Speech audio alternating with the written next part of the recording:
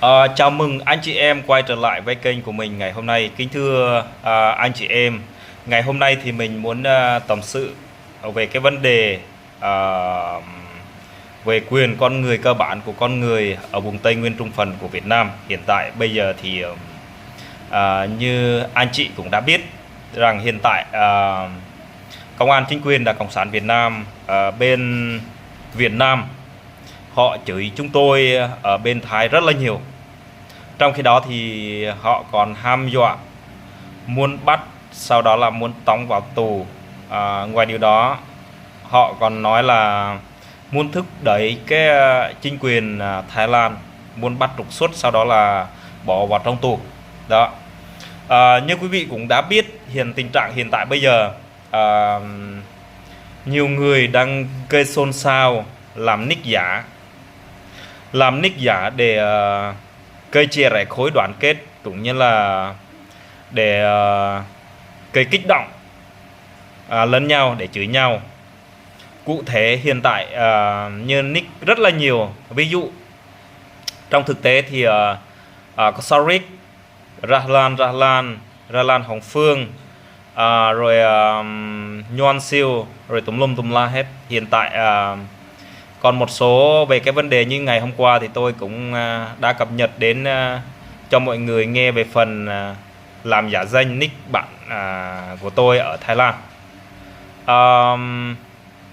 Trong khi đó thì theo các bạn cảm thấy về cái vấn đề mà những người cán bộ, những người đảng viên, những người nắm chức vụ trong xã huyện mà đi làm nick giả với người khác, sau đó là gây kích động dân làng, chửi bới, sau đó là nói xấu, liệu điều đó các bạn xem có đúng không?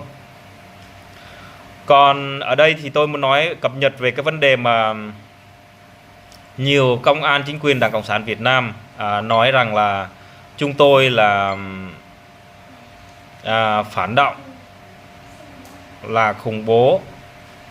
Còn riêng bản thân tôi thì tôi chỉ có đứng và nói thôi. Trong khi đó chính quyền là những người cán bộ, người Gia Rai, người ED và các đồng bọn của chúng tại xã huyện và hiện tại đang cũng như là đang xin tị nạn. Lính của ông Hải, ông Trung, ông Việt, ông Cường, rồi công an an ninh cũng đang trao trộn vào Thái Lan. Trao trộn ở Thái Lan không phải là người công an người Việt Nam, cũng không phải là người Kinh, mà là người Gia Rai cũng có, người Ba Na cũng có, và người ED cũng có. Thì hiện tại chúng tôi cũng đang điều tra về cái vụ việc này. Liệu chúng tôi muốn xác nhận về cái vấn đề đó, liệu chúng tôi xác nhận được không? Và chúng tôi đang xem cái hành động của những người đó như thế nào. Trong khi đó là tôi đang nghi vào cái vấn đề đó khoảng tầm 4 người ở trong nhóm người thượng đang xin tị nạn, mà họ đang cung cấp những thông tin những nơi trú ẩn của những người tị nạn đang ở Thái Lan. Tôi cũng đang nghi về cái vấn đề mà ở bên xã tôi cũng có một người, sau đó là ở bên Chư Pứ có một người, rồi tiếp theo ở bên Ba Na cũng có một người. Trong khi đó Đắk Lắk có 2-3 người. Hiện tại đang hoạt động len lút và cung cấp thông tin cho những công an huyện, công an tỉnh, rồi sau đó là cung cấp cho địa chỉ những người sống ở Thái Lan. Trong khi đó là tôi cũng đang nghi vài phần những bạn bè của tôi, họ làm kiểu như nói chung thì cái này là mình chưa xác định 100%, nhưng mình đang nghi thôi các bạn. Nhưng tôi muốn khuyên rằng là nếu các bạn đã rời khỏi Việt Nam, các bạn nên tuân thủ theo luật nhân quyền. và quyền con người. Chúng ta sống ở đâu phải có luật pháp ở đó. Chúng ta ở vị trí nào phải phân biệt rõ ràng ai đúng ai sai. Còn cái điều này tôi muốn nói rằng ở đây thì bản thân tôi á, không phải là tôi cơ chia rẽ khối đoàn kết, và tôi cũng không kích động dân làng ở Việt Nam, và tôi cũng không khiêu khích chính quyền Đảng Cộng sản Việt Nam. Mặc dù là tôi sống ở nước ngoài, nhưng mà cái điều tôi muốn nói rằng rất là quan trọng ở đây là nhiều người Việt Nam thì họ xem tôi khi mà tôi nói lên cái sự việc rõ ràng về cái vấn đề mà chính quyền đang đàn áp người thượng của chúng tôi, thì có người thì họ nói là cơ chia rẽ khối đoàn kết. Còn về phần của tôi ở đây á, thì tôi luôn luôn nghĩ rằng là tôi không bao giờ sai. Bởi vì sao? Bởi vì tôi rời khỏi Việt Nam không phải là không có lý do, mà có lý do chính đáng nên tôi mới rời khỏi Việt Nam. Và đó cũng là ảnh hưởng đến đời sống và tính mạng của tôi, cho nên tôi mới rời khỏi Việt Nam. Còn về vấn đề những người mà sống ở Thái Lan ấy, tôi dặn như thế này: các anh các chị sống ở đây, sống với cộng đồng của chúng ta, phải theo cái đúng mà sống, chứ không phải ngậm máu phun người, chứ không phải là để xúi dục, rồi sau đó là theo dõi mờ ám, sau đó là báo cáo về vấn đề tình trạng những người tị nạn ở đây về Việt Nam. Như thông tin mà tôi đã cập nhật nhiều lần về vấn đề về vụ việc, ví dụ là về các văn phòng từ Mỹ hay là từ hải ngoại giúp những người tị nạn, thì đều bị công an, chính quyền Đảng Cộng sản ở trong vùng Tây Nguyên đăng lên, sau đó là nói cái này nói cái kia. Cái đó là nếu mà nói thật sự á, nếu mà không có lửa mà làm sao có khói, và nếu mà không có đồng bọn của họ, làm sao mà họ biết được những công việc ở đây. Trong khi đó tôi cũng cập nhật thông tin về cái vấn đề mà khi mà những người dân hay là những người mà giúp việc người thượng tị nạn ở đây, họ để biết cả. Vậy lý do gì mà họ đã làm nick giả? Bởi vì họ muốn theo dõi sát những cái sự việc, những việc làm của những người thượng. Và trong khi đó, bạn bè, cộng đồng, chính người bạn bè của mình đang hoạt động về cái vấn đề mà nói về hoạt động liên lạc với chính quyền Đảng Cộng sản Việt Nam. Điều này tôi thấy rất là buồn, bởi vì đồng tiền mà có thể là bán đi anh em, vì đồng tiền mà có thể giết hại dân làng của chúng ta. Chúng ta ra nước ngoài rồi, chúng ta không nên làm điều đó. Còn ở bên Mỹ cũng rất là nhiều, thậm chí là họ giao kết rồi nói chia sẻ rồi này nọ tùm lum tùm la hết. Ngoài điều đó thì tôi cũng thấy ông Doan Rama Doan, nhiều người nói là ông điên, nhưng mà tôi thấy thì ông không phải là người điên, mà là ông đang hoạt động tích cực cùng với chính quyền Đảng Cộng sản Việt Nam. Người liên lạc của ông á là không phải là một người bình thường, mà là công an tên là Hải. Ông này rất là có chức cao trong cái hệ thống của Bộ Chính trị của Đảng Cộng sản Việt Nam về Công an Nhân dân Việt Nam. Đó, hiện tại thì theo như tình hình mà tôi đã cập nhật sáng ngày hôm nay thì nhiều thứ mà công an đã chửi tôi, thì nói là tôi là người đằng sau của Y Quynh Bon Tháp, tham gia các phong trào Stand for Justice. Nhưng tôi muốn nói như thế này, thì tôi muốn các ông khi mà chửi á, thì hãy nhìn lại mình. Nếu các ông là người Kinh, nếu mà các ông đến từ Hà Nội hay là Sài Gòn hay là từ Bắc, các ông chửi tôi thì được. Còn đằng này các ông ở làng, ở xã, ở huyện, và họ thì toàn là họ người Gia Rai không khác gì tự chửi lại mình. Mà hồi xưa ông bà tổ tiên của tôi đất thì nhiều, sông suối thì đầy. Còn về cái vấn đề mà nói chung là động vật hoang dã thì nhiều, muốn đi đâu ăn đó, săn bắn thì vô tư. Còn hiện tại thì các ông tự xem lại mình. Ở tỉnh Đắk Lắk cũng được, ở Gia Lai cũng được, ở Kon Tum cũng được, Đắk Nông hay Lâm Đồng cũng được. Hãy xem lại rừng núi của chúng ta có còn không? Đất nước của chúng ta có tươi đẹp giống như hồi xưa không? Hiện tại bây giờ, nói chung là tôi không phải là chỉ nói riêng về cái nhà nước, mà là tôi còn muốn nói đến những người dân. Người dân ở đây là người Doan Bắc. Là người Doan Bắc là họ khi mà họ đổ vào Tây Nguyên của chúng ta, họ muốn làm gì thì làm. Họ trộm cắp, họ bóc lột, họ tịch thu đất đai, họ hãm hại dân làng. Vậy các anh xem, các anh chị xem, điều đó có đúng không? Còn bản thân tôi tôi là một con người, tôi muốn được bình đẳng. Tôi là một con người, tôi muốn được tự do. Tôi là một con người, tôi muốn có cơm ăn, áo mặc cũng giống như người khác. Nhưng nếu mà tôi đòi hỏi về cái quyền cơ bản của con người một cách công bằng thì có bao giờ nhà nước cho đâu. Đó.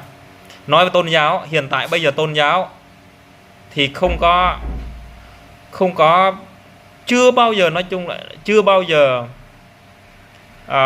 cải tiến về cái vấn đề mà tôn giáo cả. Hiện tại tôi muốn gửi lời tới quý vị và các bạn. Hiện tại tôi mới cập nhật tin sáng ngày hôm nay rất là quan trọng. Tất cả dân làng ở Tây Nguyên hiện tại đang bị bao vây bởi bộ đội chính quyền Đảng Cộng sản Việt Nam đổ vào từ Bắc vào Nam, từ Bắc vào Tây Nguyên. Đó. Khắp nơi hiện tại công an và bộ đội khắp làng, khắp buôn và khắp đường xã, đường huyện, đường tỉnh. Đó. Vậy tôi muốn hỏi các anh chị, lý do nguyên nhân gì mà khiến người từ Bắc, hay là từ cái vụ việc mà vụ Đắk Lắk vừa qua, cho nên từ cái kinh nghiệm đó họ đổ thêm người ở đây, chứ không phải là người dân của mình hại nhà nước, mà là nhà nước hại dân. Chứ không phải là nhà nước muốn cứu sống dân hay là lá lành đùm lá rách. Không bao giờ. Nhà nước ở đây lý do nhiều người khuyên tôi đừng có chửi hay là đừng có nói xấu. Không phải là tôi nói xấu chính quyền Đảng Cộng sản Việt Nam, không phải là tôi chửi chính quyền Đảng Cộng sản Việt Nam, mà là hầu hết trong Facebook của tôi cũng như là tôi làm YouTube, chính công an, chính quyền Đảng Cộng sản Việt Nam đang chửi tôi. Và chính họ đang lấy tích thu đất đai của những người sắc tộc Tây Nguyên ở trung phần của Việt Nam, ở Tây Nguyên hiện tại bây giờ. Cũng là chính nhà nước đã tiêu diệt anh em những người theo niềm tin, những người theo đạo. Cùng chính quyền nhà nước đánh đập tra tấn dân lành, chứ không phải dân mà đi phá hoại chính sách đoàn kết của dân tộc trong đất nước Việt Nam cả. Ở đây tôi muốn nói rằng là nhiều người nói chúng tôi sai, chúng tôi là kẻ phản động khủng bố, và chúng tôi rời quê hương, lười biếng xin tiền của người này người kia để ăn, rồi ăn ngon rồi ngủ kỹ, hay là ăn no rồi ngủ kỹ. Không phải. Riêng tôi thì tôi đi đâu thì tôi cũng làm một công việc gì đó để nuôi sống bản thân của mình. Nhưng một điều quan trọng ở đây là tôi muốn nói ra rằng là tôi muốn Tôi muốn nói ra sự thật, những cái gì mà ấm ức của tôi từ nhỏ cho đến ngày hôm nay. Nhiều người cứ cho rằng là tôi bịa một câu chuyện để phê bình đất nước của Việt Nam. Không phải. Tôi không bao giờ phê bình. Tôi cũng không bao giờ nói một đảng làm một nẻo. Và tôi cũng không bao giờ nói xấu chính quyền Đảng Cộng sản Việt Nam. Nói thì nói, tôi nói thì công việc thì có thật. Nếu các anh em mà không tin á, thì anh em tự suy nghĩ một câu như thế này. Họ nói là dân giàu nước mạnh, xã hội công bằng, dân chủ văn minh. Văn minh là ở đâu? Công bằng là ở chỗ nào? Còn riêng bản thân của tôi và cũng như là anh em từ vùng Tây Nguyên đến Thái Lan hay là đang sinh sống ở vùng Tây Nguyên, trung phần Việt Nam, chúng tôi là nơi đó là nơi cất rốn và nơi sinh đẻ của chúng tôi. Còn những người mà ở Bắc vào Nam á, ở Bắc vào Tây Nguyên á, đó, họ từ đâu đến? Họ từ Bắc, từ Hà Nội, từ Ninh Bình, từ cứ cho là Bắc đi, đó, ở Thanh Hóa rồi này nọ nhiều lắm. Nhưng nhiều anh em người Tây Nguyên vẫn còn lờ mờ, làng máng, rồi sau đó là tự mình chửi mình, tự mình nói mình. Còn ở đây tôi nói thật sự. Nói về những người theo đạo Chúa. Có người thì chết ở trong trại Phú Yên, rồi có người chết ở trong trại Hà Nam, có người thì chết trong trại Đắk Lắk, rồi Đắk Nông, rồi nhiều lắm. Đó là tại sao họ lại chết? Bởi vì chính quyền Đảng Cộng sản Việt Nam giam cầm, đánh đập, tra tấn, ngược đãi. Và hiện tại bây giờ công an, nói thật, công an chính quyền Đảng Cộng sản Việt Nam hiện tại bây giờ tấn công nhiều thứ. Họ muốn ngăn chặn tôi và mọi người khác về cái vấn đề mà nói lên, cất lên tiếng nói của mình trên mạng xã hội. Họ nói chúng tôi là tuyên truyền dân làng để gây kích động dân làng để chống lại chính quyền nhà nước Đảng Cộng sản Việt Nam. Cái này là tôi không phải là để chống chính quyền, mà là để nói ra sự thật, những cái gì mà chính quyền đã làm với chúng tôi. Nếu mà chính quyền đối xử với chúng tôi thì đúng với cách chi tiêu trong cuộc trong cuộc cải tiến của chính quyền, thì có lẽ là chúng tôi không bao giờ mà bỏ rơi họ hàng, bỏ rơi gia đình, hay là bỏ rơi nhà cửa của mình đến nước khác để mình sinh sống. Không bao giờ. Nhiều người còn cho rằng chúng tôi đang gây kích động, và nhất là những người mà nói tôi á, là nói tôi đồng bọn của Y Quynh, rồi đồng bọn của Ma Lư, rồi đồng bọn của Ma Chu, có Sonon. Thì tôi nghĩ rằng là thì họ cũng giống như tôi. Bởi vì sao? Bởi vì chính quyền Việt Nam bắt giam, đánh đập, ngược đãi, tra tấn, thì ai mà chả nóng, ai mà chả giận, và ai mà chả muốn nói lên cái sự thật. Nhiều công an còn cho rằng chúng tôi nói láo. Không, chúng tôi không bao giờ nói láo. Bởi vì chúng tôi nói là có sách mách là có chứng. Nếu giả sử bây giờ, hiện tại bây giờ ảnh trước mặt các bạn thử nghĩ xem, nếu mà chúng tôi nói không có chứng cứ thì tôi nói làm cái gì? Ở đây một cái ví dụ, cũng là một cái ảnh cụ thể. Trước đây thì như các bạn cũng đã biết về cái vấn đề mà tôi cũng nói lên, sự việc sự việc xảy ra của nhà Rmak Leo đó. Trước mặt đây á là những công an rồi thôn trưởng đi đến một nhà phụ nữ, sau đó là ép buộc, rồi dụ dỗ, cô gái này, sau đó để bỏ chồng. Còn chồng sống ở Thái Lan, chạy trốn, bị công an chính quyền muốn bắt bỏ tù. Trong khi đó thì các bạn nghĩ sao? Công an chính quyền Đảng Cộng sản Việt Nam lợi dụng cái vấn đề đó để gây chia rẽ vợ chồng. Theo tôi nghĩ ở đây á, chắc chắn những người công an này nói chung là dụ dỗ con người ta để bỏ chồng, dụ dỗ những người mà chồng của họ rời khỏi quê hương, sau đó là muốn, thứ nhất là những công an ở xã, ở huyện, ở làng á, là họ muốn ngồi cùng với vợ người ta. Thứ hai á, là họ muốn đạt được cái mục đích để nâng cấp bậc. Ví dụ họ đang ở trung tá chẳng hạn, họ muốn lên đại tá, họ phải bắt buộc họ phải bắt buộc hoàn thành các nhiệm vụ của mình. Sau đó là tất nhiên là phải dụ dỗ vợ người ta, rồi làm những cái gì mình thích. Trong một thời gian thì vợ người ta đã cắn câu rồi, sau đó là phải ép bỏ những người mà ra đi, những người chồng của cô gái đã ra đi. Sau một thời gian thì nếu mà trong trường hợp đó, nếu mà đánh được tâm lý người ta thì chồng về thì sẽ bị bắt. Còn nếu mà chồng không về thì vợ người ta thì các anh cũng đã biết thì chắc có lẽ là cũng xâm phạm đó.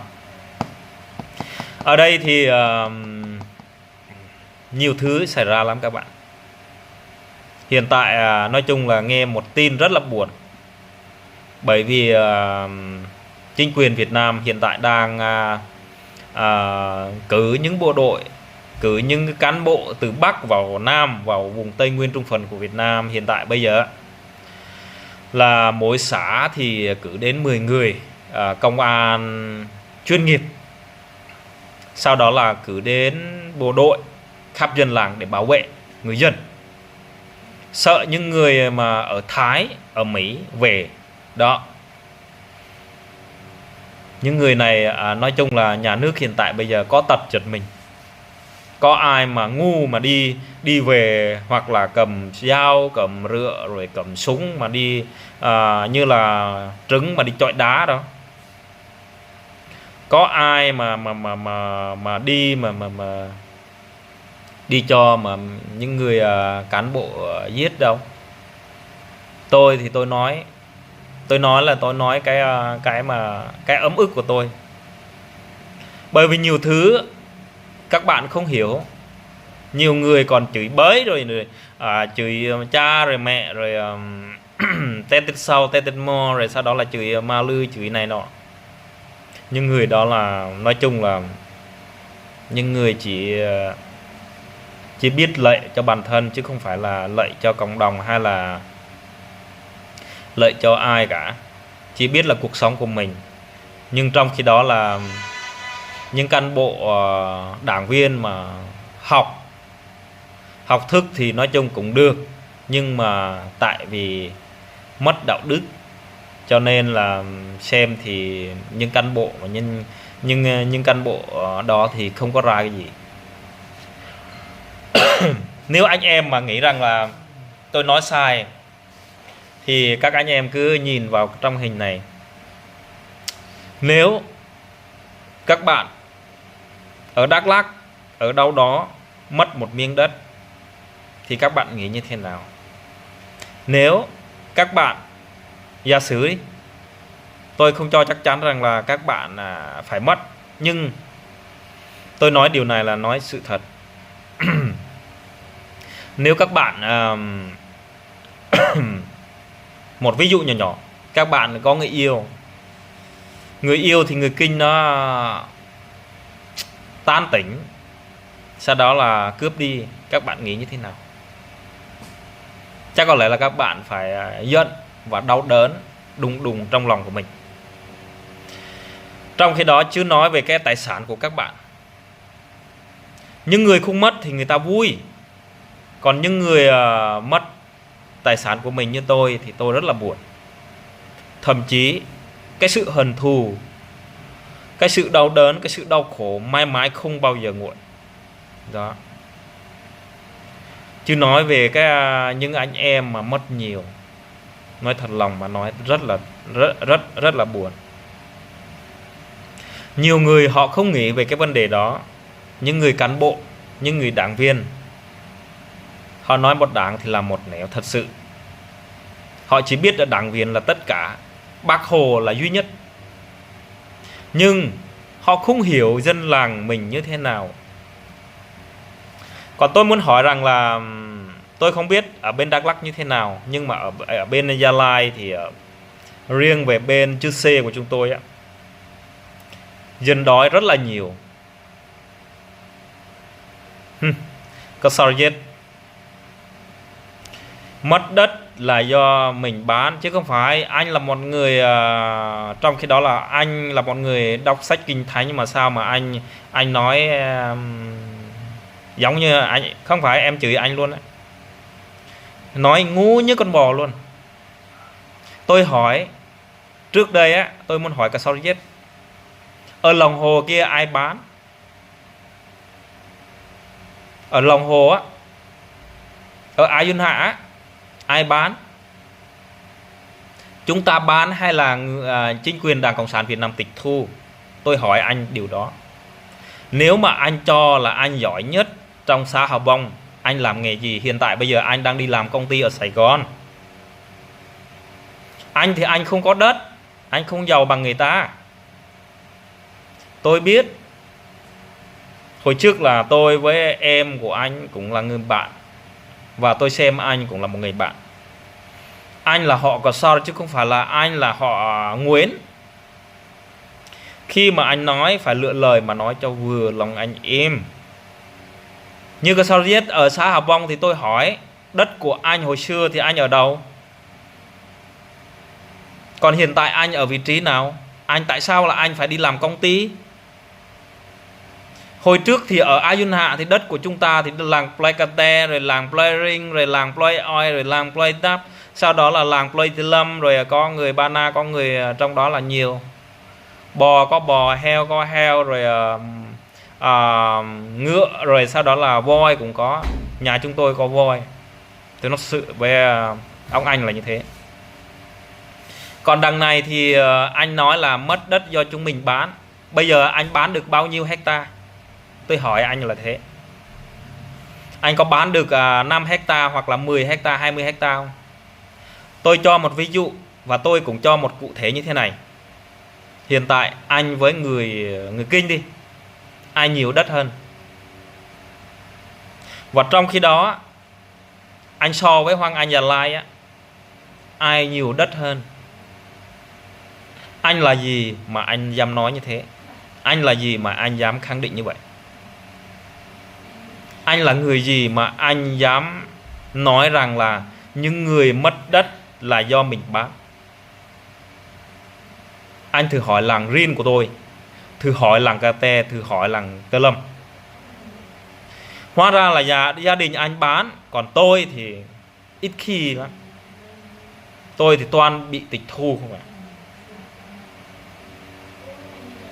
Đối với tôi nói thật sự, những anh em nào mà không hiểu cái vấn đề này cứ cho là Việt Nam đúng. Tôi hỏi như thế này, nếu giả sử không có chính quyền Việt Nam cai trị chúng ta vẫn sống được. Tôi bảo đảm là thế. Bởi vì không có Việt Nam thì chúng ta sẽ có nước khác để hỗ trợ.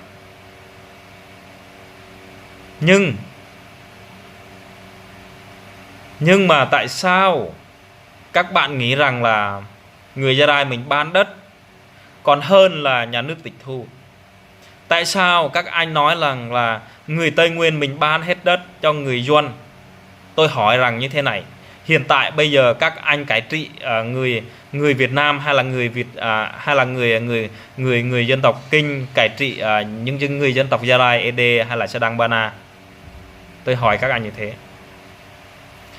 Tôi biết các anh đang ở bên chính quyền là Cộng sản Việt Nam, cái đó là tôi không có nói, và thậm chí tôi không bao giờ nói rằng là tôi muốn kích động nhà nước chính phủ Việt Nam, và tôi cũng không dám nói rằng là tôi muốn chia rẽ khối đoàn kết. Không phải, tôi không phải làm điều đó, mà ở đây tôi muốn nhấn mạnh rằng là cho anh chị hiểu về cái vấn đề mà lý do gì khiến chúng ta phải rời quê hương, mà lý do gì khiến chúng ta phải nói lên cái trên mạng xã hội như tôi đang nói hiện tại bây giờ. Những người xã Hợp Bông của chúng ta, tôi nói thật sự nghèo lắm, không bằng nhân dân Chư Sê, không bằng dân Đắk Lắk, cũng không bằng dân Đắk Nông, Lâm Đồng. Tôi nói là thế. Bởi vì ở dưới đất của chúng ta là toàn là đá không à, đào thì không có nước. Đất đẹp, đất ngon đã bị chính quyền Đảng Cộng sản Việt Nam tịch thu hết rồi. Đó. Mình nói là mình phải suy nghĩ một xíu. Mình khi mà mình bình luận hay là làm cái gì đó, mình phải có tư tưởng làm sao mà cho nó nghe nó lọt vào tai. Thì như ông Kasajet thì chắc chắn là ông này bán đất thôi. Nhà của ông hồi xưa thì cũng nghèo. Tôi nói thật sự là như vậy luôn. Thì ông này thì tôi nói là hiện tại trước đây thì ông cái gì nhỉ? Làm bên quản lý thanh niên ở Loài Tết hay sao, cái gì á. Đối với tôi thì tôi không bao giờ mà đồng ý những cái vụ mà nhưng mà lời nói mà tào lao rồi tiểu lịch như thế. Đất là nói chung là ở Tây Nguyên của chúng ta, riêng người Gia Rai, người Ede á, người Sadang Sê Tieng, nếu mà không có chính quyền Đảng Cộng sản Việt Nam, chúng ta làm không bao giờ hết. Cây cối cũng vậy, sông suối cũng vậy, không bao giờ bị phá vỡ, không bao giờ bị xói mòn, không bao giờ lũ lụt, không bao giờ cái gì hết. Nhưng từ khi chính quyền Đảng Cộng sản Việt Nam đổ vào dân từ Bắc vào, nhưng thú rừng, nhưng cây cối, nhưng sông suối đã hết rồi. Còn những người mà không hiểu chuyện, cứ nói này nói kia rồi chửi bới, cái đó là tôi nghĩ rằng là phải nên học lại, phải nên đọc lại lịch sử, nên phải search nhiều Google để mà xem chuyện gì hay là từ đâu mà ra, làm cái gì đó, mình là con người như thế nào, và mình cần đọc và cần học những cái gì, và làm như thế nào để tiếp thu những cái mà văn hóa, cái tốt đẹp, chứ không phải là chỉ có mồm, phát ra mồm là chửi người ta. Tôi nói thật sự, tôi chưa bao giờ chửi người Kinh cả. Bởi vì sao? Bởi vì tôi không có tư cách mà để chửi người khác. Tại vì người ta chửi tôi trước, tôi phải đáp lại. Cái điều đó là tôi không có bao giờ sai. Như hiện tại bây giờ ông Kasajet thì tự nhiên phát ra một câu mất đất là do mình bán. Đó. Thế là mình muốn hỏi rằng là ông này bán được bao nhiêu hecta? Ông này so với người dân người dân Bắc họ đổ vào, ai nhiều hơn ai? Ai giàu hơn ai? Đó. Lý do tại sao lại người Kinh là phải xuống vùng Tây Nguyên của chúng ta lại giàu? Bởi vì họ bóc lột ai? Là bóc lột chúng ta, bóc lột như ở riêng ở như là riêng ở xã Hà Bông á, dân từ Sài Gòn, dân từ Hà Nội họ xuống, sau đó là họ mua bán, họ lừa chúng ta bằng cái lít rượu, khi mà say thì họ lấy đất, sau đó là họ cho vay vốn, vay 1.000, sau đó là họ tính 1 triệu. Đó. Bởi vì rượu vào là lời ra, sau đó là rượu vào lời ra. Vì sao? Khi mà anh nhìn mờ mờ là anh ký, sau đó là ngày mai là cái ông kia nói là anh uống rượu của tôi là ngày hôm qua là 1 triệu, sau đó là không có cái gì trả. Bởi vì người người người Doan Bắc nó lừa mà, người Kinh nó lừa mà. Sau đó là cuối cùng dồn mức đường cùng là bán đất. Bán không phải là bán mà là thật sự là người Kinh họ tịch thu. Thu cái đó là họ nói là về nợ nần đó, chứ nói về cái vấn đề mà vay vốn rất là nhiều người đã bị như vậy. Thậm chí tôi ở Việt Nam tôi cũng bị như vậy. Tôi mượn 1 triệu sau đó là những người chủ vay á, những người chủ vay cho tôi vay á, họ nói là lãi 3, tức là 1 triệu là 3.000 một tháng. Sau đó là họ ghi cho tôi là 5.000 hoặc là 10.000 gì đó. Khi mà chúng ta muốn kiểm soát thì họ không có cho, khi chúng ta muốn nhìn thì họ cũng không cho. Sau đó là từ cái việc đó họ gồm nhiều, sau đó là họ kỳ thêm. Ví dụ chúng ta vay 5 triệu, họ ghi số vào đó là 10 triệu, 50 triệu. Chúng ta lấy cái gì để trả? Cái sự lừa dối của người Doan vậy đó. Còn các anh em thì nghĩ như thế nào? Đúng, các anh em nói thì đúng. Còn tôi thì tôi sống ở Việt Nam thì tôi thấy những cái gì mà tôi thấy, tôi trải qua và tôi đã biết, tôi đã từng bị, cho nên tôi mới nói ra ngày hôm nay. Và hiện tại nhiều người đang nói lên và cũng kể cho tôi rằng hiện tại tôi nợ rất là nhiều. Thì mình mượn của người ta thì người ta muốn ghi bao nhiêu thì người ta ghi. Sau đó là người ta muốn làm như thế nào thì người ta làm. Trong khi đó thì chúng ta chữ cũng không biết, ngày tháng mình nhận tiền hay là làm cái gì đó cũng không biết. Thì người ta muốn ghi bao nhiêu thì người ta ghi. Khi mà chốt sổ người ta muốn nói bao nhiêu thì người ta nói. Tôi còn nhớ rõ ràng một bài như thế này các bạn, tôi nhớ. Mặc dù tôi chết đi tôi vẫn còn nhớ bà tên là bà Hiền Cường, hiện tại đang sống ở xã Hà Bông. Bà này rất là ác. Bà này là từ Bình Định. Bà này rất là cực độc. Con của ông là con của ông bà là làm bên công an xã. Sau đó là họ hàng của ông cũng làm bên công an, cũng là chức vụ ở công an xã Hà Bông. Sau đó là bà đi mua thu tiêu rồi mua bắp rồi mua mì. Mình không bán thì bà chửi, mình không bán thì bà nói chung là ép. Bà ép cái này ép cái kia bằng mọi giá mình bán. Sau đó là bà nói tôi như thế này: mày chở tới nhà thì tao mua 2.000, nếu mày bán tại rẫy tao mua 2.500. Sau đó là bà nói lừa tôi như thế này nữa: xe thì tôi có, mày chở bao nhiêu thì còng xe tao thì tao tính cho mày. Sau đó là tôi chở đi. Tôi nghe cái từ đó là tôi nói chung là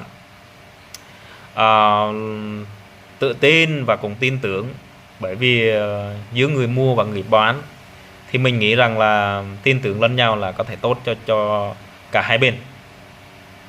Khi mà bà qua rẫy chở tới cái nhà của bà nói hiện tại bây giờ tôi mua 2.500, bởi vì xe của tôi chờ tới đây, còn cái gì tôi không biết.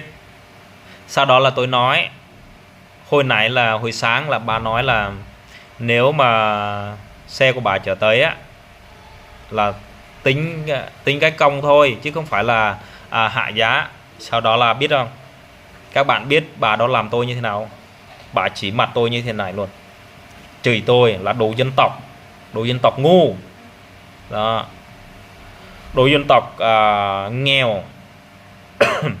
Mày muốn lấy lại những bắp của mày cứ lấy đi, mày vác đi, không được cho xe vào nhà của tao đó. Sau khi đó là con của ổng chồng của ổng còn chửi muốn đánh tôi nữa đó. Thì lúc đó thì các bạn biết như thế nào? Nếu mà chúng ta đi qua ở bên xã báo cáo, họ nói là mày bán như vậy là đúng rồi. Đó. Bởi vì nhà nước là nhà nước của họ chứ không phải là nhà nước của mình. Cái nói chung là cái chiến thắng là chiến thắng của họ. Bởi vì cháu cha của họ ở đó, mặc dù mình nói như thế nào thì họ càng gây ra áp bức với chúng ta. Cái đó là một công việc tôi nhớ mãi mãi không bao giờ quên. Mặc dù tôi chết đi tôi cũng không bao giờ quên. Còn một điều này nữa tôi kể rằng cho các bạn nghe một câu chuyện rất là buồn. Năm 2002 năm 2000 đi. 2000 đúng rồi, năm 2000 rồi, năm 2000 rồi sau đó là đến năm 2002. Anh trai của tôi thì có một miếng đất 1 héc. Sau đó là người Doan đi mua đất của người Gia Rai mình của ông Ama Vuông gì đó ở Pleiku 1. Thì mua được có 1 héc. Sau đó là ông chiếm hết cái đất mà bên anh của tôi, sau đó là cũng ở bên nhà của tôi. Sau đó là ông nói nếu mà mày ngon thì mày cứ qua nhà nước mà nói. Đây là đất của nhà nước, đất của chính phủ, đất của đất nước của Việt Nam, chứ không phải là đất người dân tộc của chúng mày. Sau đó là anh của tôi thì đã làm một cái đơn khiếu nại kiến nghị chính quyền xã Hà Bông giải quyết. Nhưng chính quyền xã Hà Bông thì không có giải quyết cho. Bởi vì ông Hiao với lại Ama Vuông rồi với cái ông Hồng nó đốt lút cho xã rồi, cán bộ xã rồi. Sau đó là ông tịch thu thôi. Ông nói là đất này không phải đất của mày, đất là đất của nhà nước, nhưng mà tao mua rồi. Mặc dù mày khóc, mặc dù mày làm cái gì đó thì mày thích thì mày vô tù. Đó. Dồn mình mức đường cùng như thế.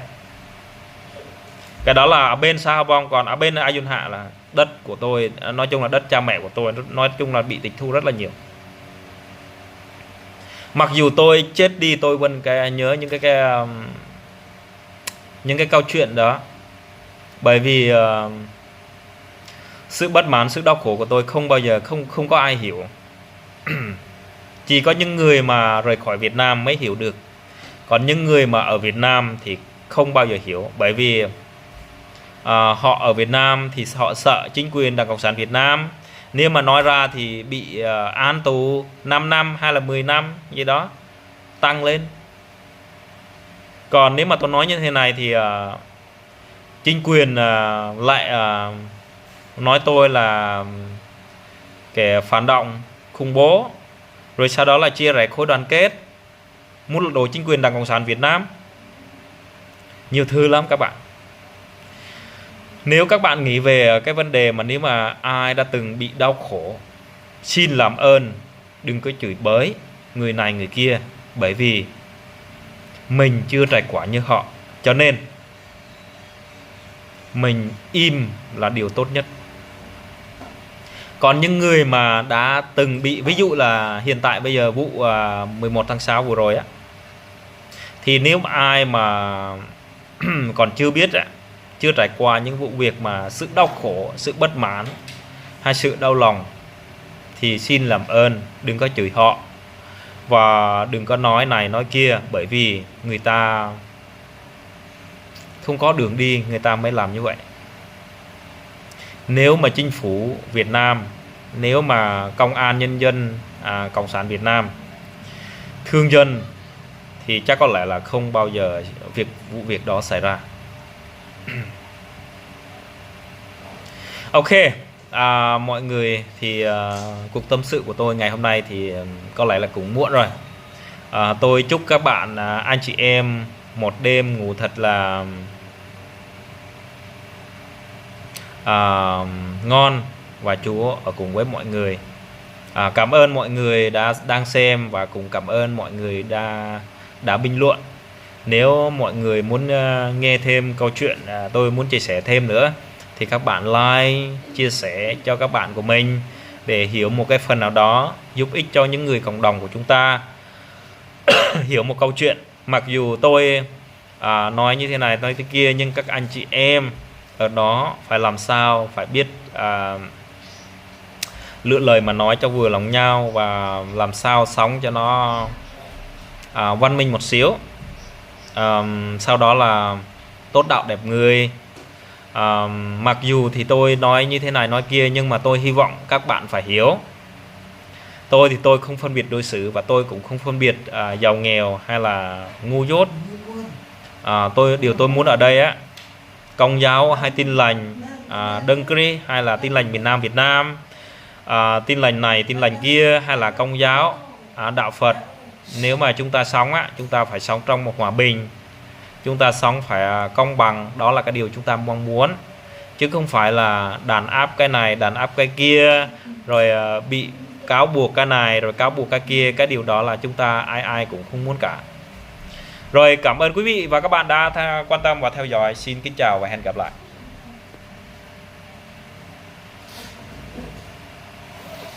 Thằng mày à? Đu thằng mày à?